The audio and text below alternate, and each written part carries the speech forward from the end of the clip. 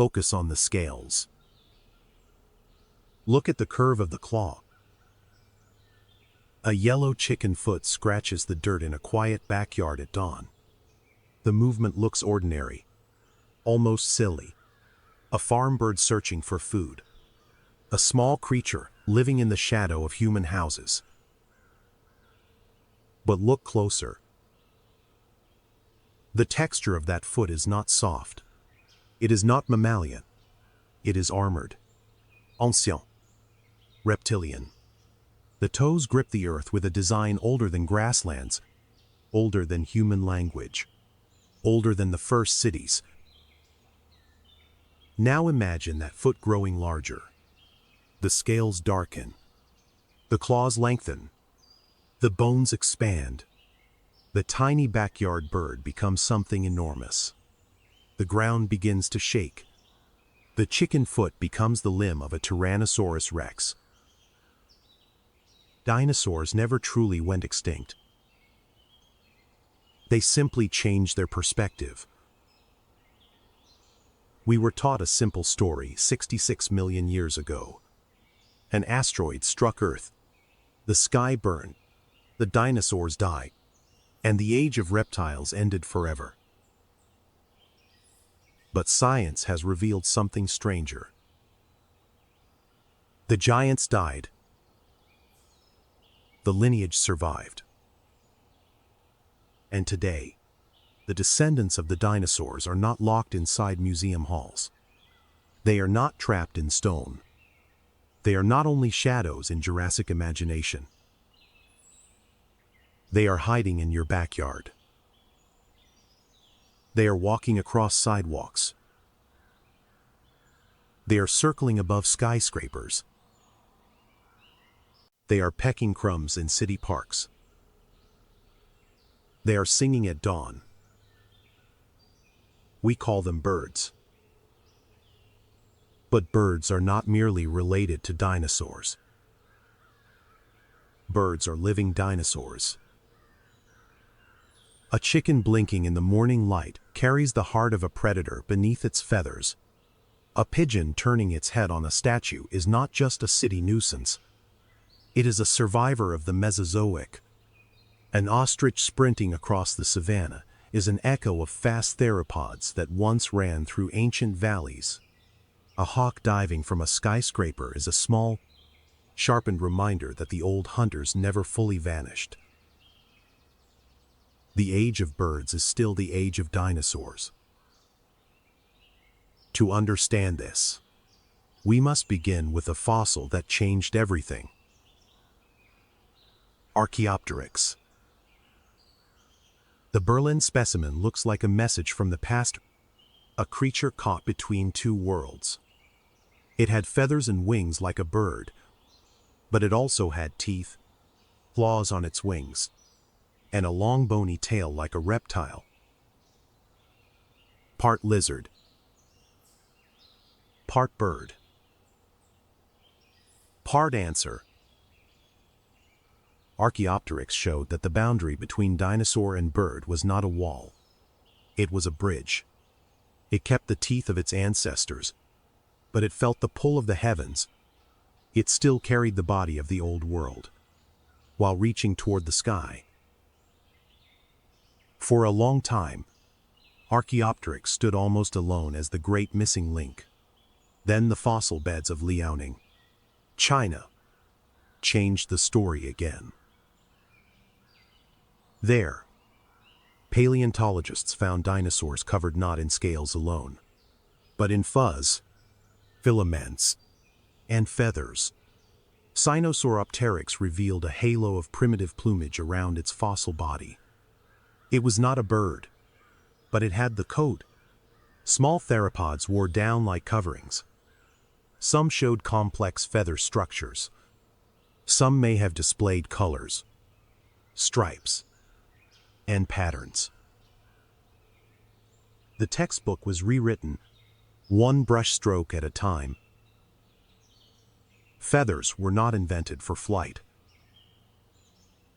That is one of the great surprises. Before they became wings, Feathers may have served as insulation, helping small dinosaurs stay warm in a changing world. They may have protected young bodies.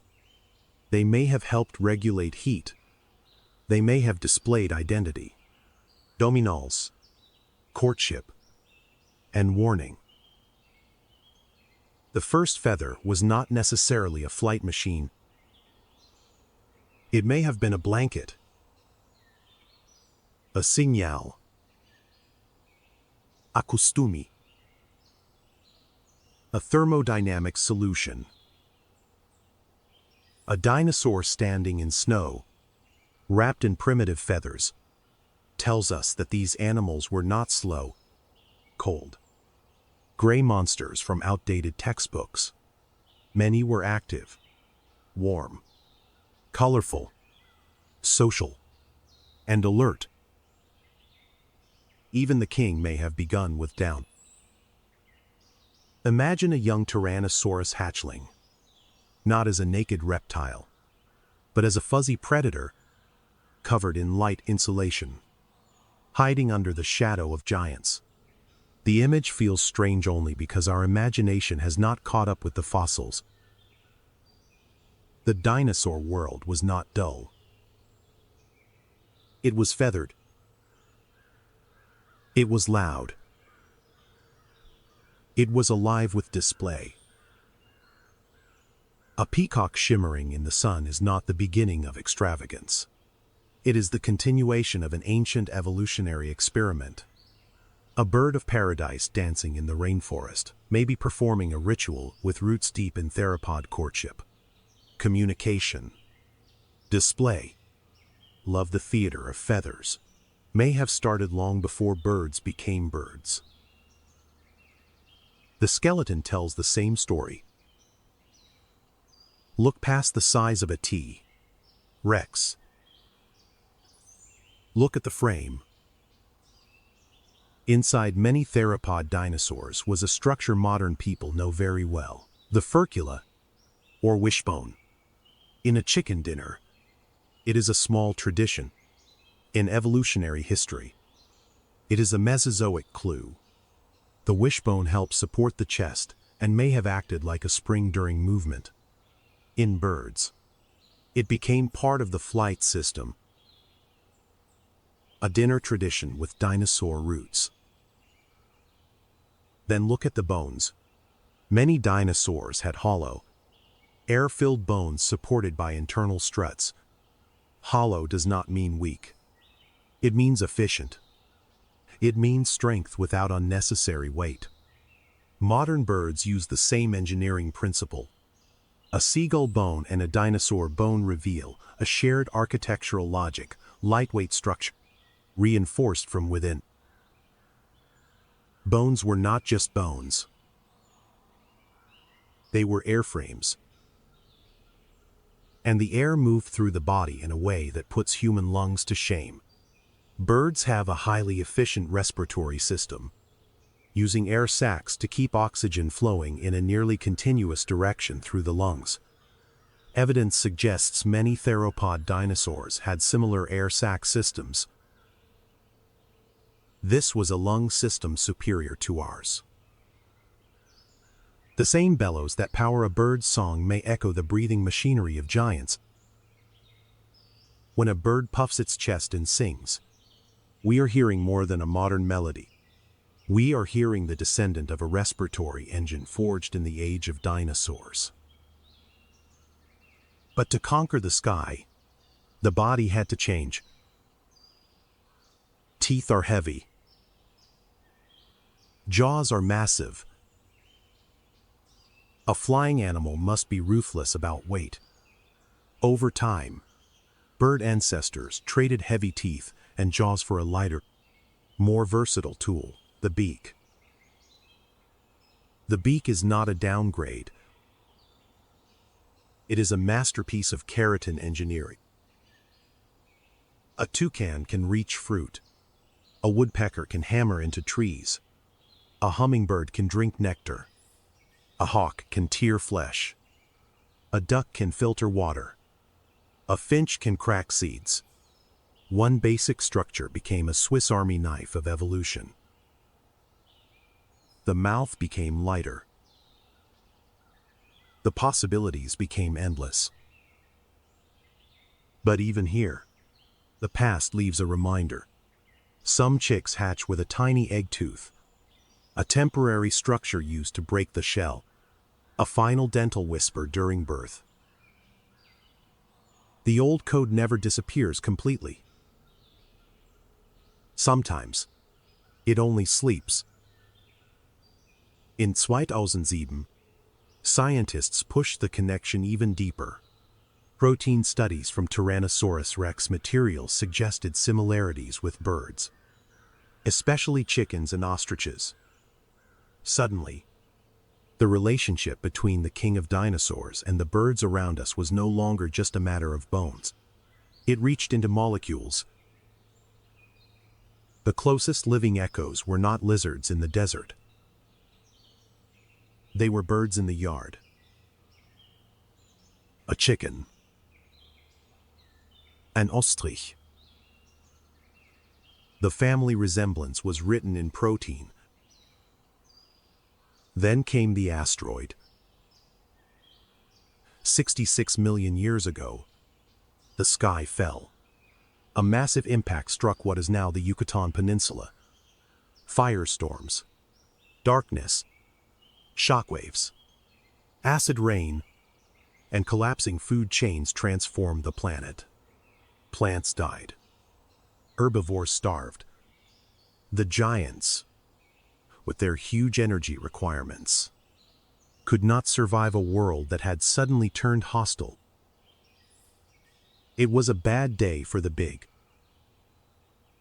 The kings fell because kings require kingdoms.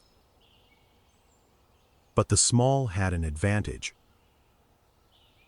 Small feathered survivors could hide in thickets. They could eat seeds. They could live on crumbs. Seeds may have persisted when green plants and fruit became scarce. Small bodies required less food. Some could fly. Some could escape. Some could wait. The asteroid did not simply destroy dinosaurs. It filtered them. Size became a liability. Flexibility became salvation. The enormous bodies vanished into ash. But the small survivors carried the line forward. From them came the explosion of modern birds. Thousands upon thousands of species. Each one a different answer to the question, how do you survive after the end of the world? Some conquered the air. Some returned to the water. Some stayed on the ground and ran. Some became singers. Some became scavengers. Some became geniuses. Penguins turned wings into paddles and became torpedoes beneath the ice. Albatrosses learned to glide for days over open ocean without a single flap. Vultures became the cleanup crew of ecosystems, evolved for the messy reality of death. Owls became silent assassins of the night. Crows became tool users, problem solvers, and urban strategists. Parrots became talking dinosaurs with the brains of primates. A parrot solving a puzzle is not a circus trick. It is dinosaur intelligence wearing feathers. The brain changed too. Birds may lack the mammalian cortex that humans often associate with intelligence, but they pack neurons densely into compact brains. Their cerebellum supports complex movement. Their vision is sharp. Their hearing can be extraordinary. Their navigation can be global. Their songs can be learned, varied, and passed through culture. Intelligence does not have one shape. Evolution found another path. A crow dropping a nut in traffic is not just clever. It is a dinosaur using human machines as tool. A pigeon nesting on an air conditioner is not just opportunistic. It is adaptation to the new forest of concrete and glass. A hawk hunting from a skyscraper has turned the city into a cliff. The dinosaurs entered the Anthropocene with us. They adapted again. They are still adapting. The genetic ghost remains even more directly in the embryo. In the laboratory, scientists have explored how altering developmental pathways in chickens can reveal ancestral traits. The genes for older forms are not always gone. Some are silent. Some are suppressed. Some are hidden behind switches that change during evolution. Atavisms are biological memory. The blueprint for a tail, the shadow of a snout, the hint of claws, the scale that becomes a feather. The dino chicken idea is not about making monsters. It is about finding ancestors. It reminds us that evolution does not erase the past like a clean board. It edits. It modifies. It repurposes. It buries older instructions under newer ones. A feather grows from a follicle. A follicle arises from skin. A feather may be a complex structure built from evolutionary beginnings as simple as a scale. Gold and bone. Light and ancestry. The past is not dead inside the body. It is layered. Every bird is a living archive. Every wing is a modified arm. Every beak is a transformed jaw. Every egg is a portable life support system. Dinosaur nests show brooding postures similar to birds. Some dinosaurs likely protected eggs, sat over nests, guarded young, and invested in the future.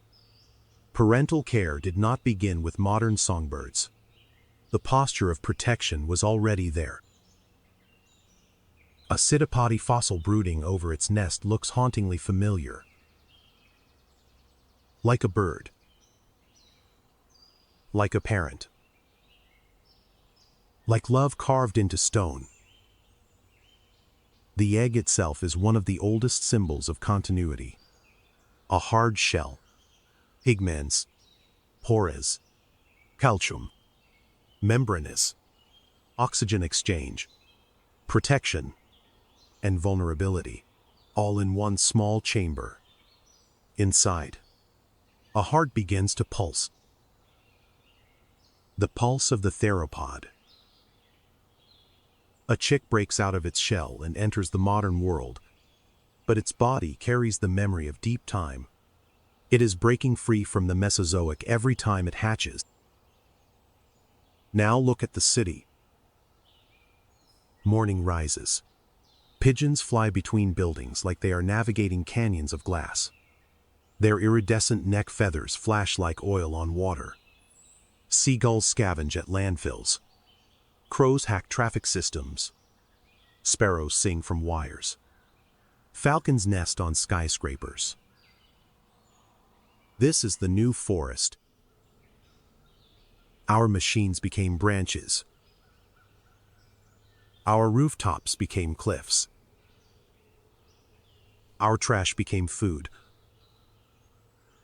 Our lights became artificial suns.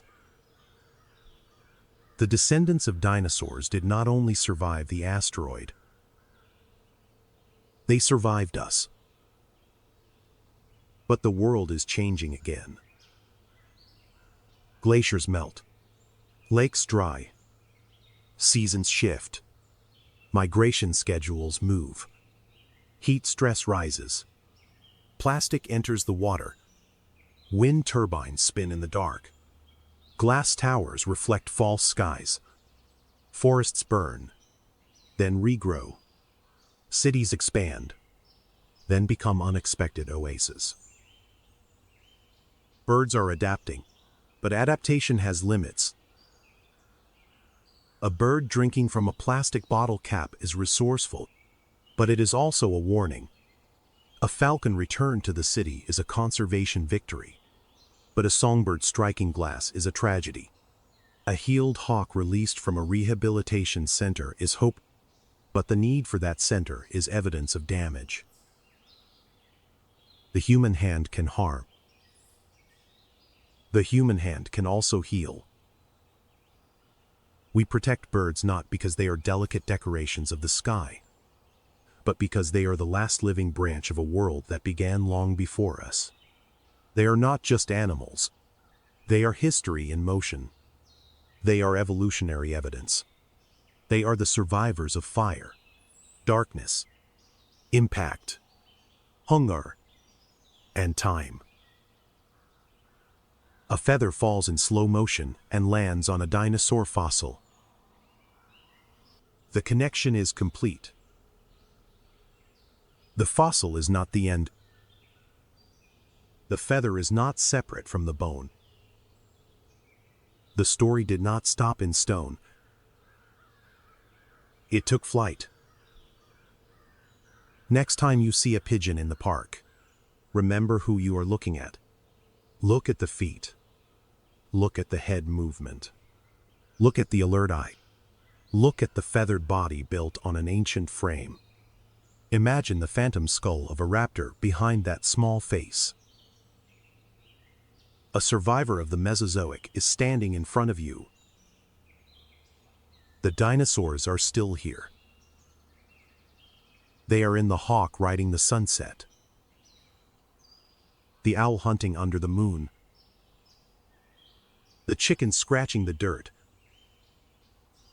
the ostrich running like a living fossil, the penguin flying through water, the crow watching traffic, the sparrow singing from the roof. The city skyline fills with circling birds as the sun lowers behind glass towers. They are not ghosts. They are not symbols. They are descendants, inheritors, continuation. The age of birds is the age of dinosaurs. And they are just getting started. The dinosaurs never left.